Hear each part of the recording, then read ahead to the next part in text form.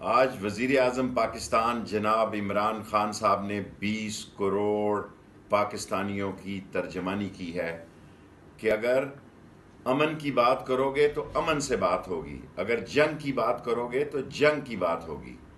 और वज़ीर आज़म ने वाज़े तौर पर कहा है कि पाकिस्तान दहशतगर्दी के ख़िलाफ़ है।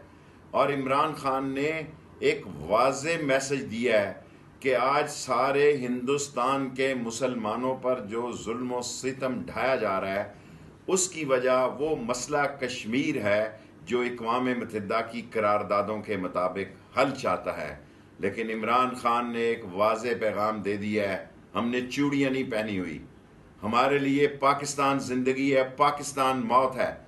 अगर किसी ने पाकिस्तान की तरफ मैली आंख से देखा तो वो आंखें निकाल दी जाएंगी और ना फिर घास उगेगी, ना चिड़ियां चहकेंगी, ना मंदिरों में घंटियां बजेंगी, क्योंकि पाकिस्तान मुसलमानों का वो एक किला है जिसे सारी दुनिया की मुसलमान देख रहे हैं। और इमरान खान की क़यादत में 20 करोड़ लोग आज तैयार हैं कि अमन हो या जंग हो, हम इमरान खान के साथ हैं।